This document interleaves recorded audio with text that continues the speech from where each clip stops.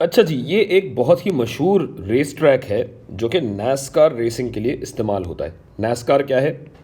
NASCAR، یہ آپ جا کے ذرا گوگل کیجئے کہ نیسکار کیا ہے۔ اس میں ہوتا یہ ہے کہ گاڑیاں بہت تیز رفتار سے اس ٹریک پہ چل رہی ہوتی ہیں، اور ظاہر ہے چونکہ ریس ہے تو ہر گاڑی آگے بڑھنا چاہتی ہے، لیکن ساتھ ساتھ آپ کو یہ خیال رکھنا پڑتا ہے کہ جب گاڑی مڑ رہی ہو تو ایکسیڈنٹ نہ ہو، لیکن آپ کو تیز بھی رہنا ہے۔ تو بات یہ ہے کہ اصولاً اگر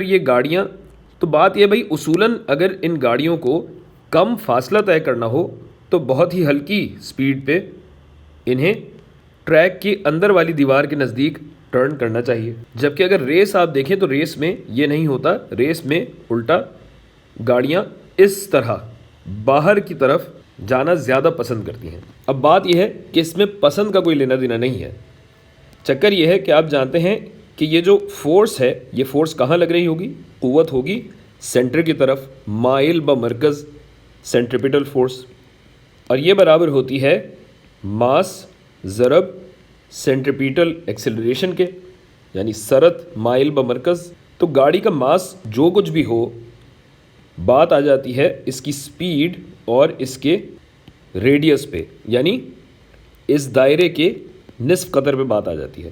تو اگر اس نیلی والی مثال میں دیکھیں تو یہاں نصف قطر کم ہے، جبکہ یہاں نصف قطر زیادہ ہے۔ تو کہنے کو تو آپ کہہ سکتے ہیں کہ بھائی یہاں تو زیادہ فاصلہ طے ہو رہا ہے تو زیادہ وقت لگے گا، لیکن آپ یہ بھی تو چاہتے ہیں کہ آپ کی سپیڈ زیادہ رہے، فاصلے سے کوئی لینا دینا نہیں ہے۔